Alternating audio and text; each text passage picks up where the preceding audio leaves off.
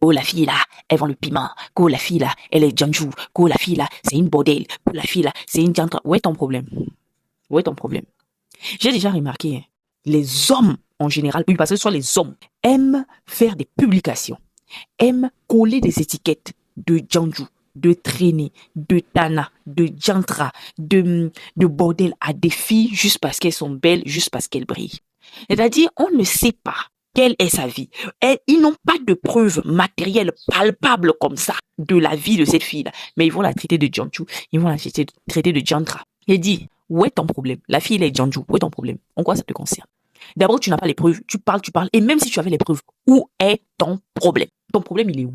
Quand vous allez plonger vos bites partout là, hein, vous allez coucher par-ci, par-là, avec des go, avec des gars, avec des animaux, avec des cadavres, avec des chiens, avec je sais pas, des vaches. Vous couchez avec tout et n'importe quoi, votre bite sale là, que vous mettez partout. Nous, vous nous entendez parler? Nous là, nous on parle. Nous, est-ce qu'on parle de la sexualité des mecs? En fait, limite, on n'en a rien à foutre.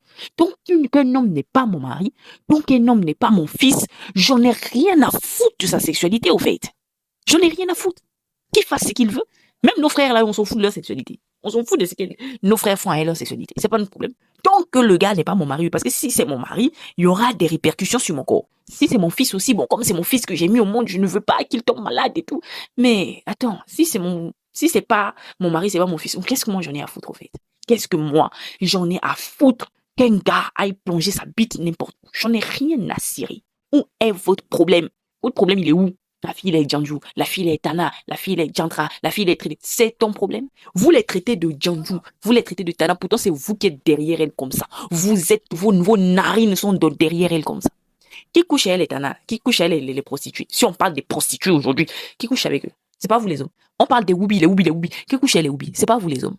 En matière de sexualité, vous êtes les plus dégueulasses. Il y a un adage qui dit, si la cour du mouton est sale, ce n'est pas au cochon de le dire. Parce que le cochon est plus sale. Même la Bible dit, faut pas, enlève d'abord la poutre qui est dans ton œil avant de lever la paille qui est dans l'œil de l'autre. Vos grosses merdes que vous faites dans la société.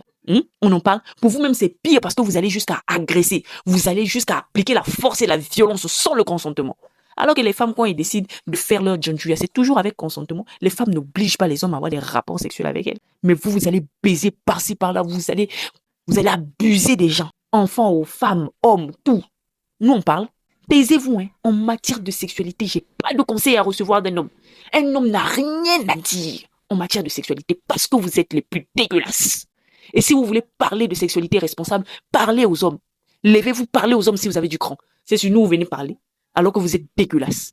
Je dis toujours aux jeunes filles, peu importe ta vie, tu ne feras jamais pire qu'un homme. Peu importe ta sexualité, tu ne feras jamais pire qu'un homme. Qu'on compte sur moi le body count de chacun ici. Qu'on compte le body count.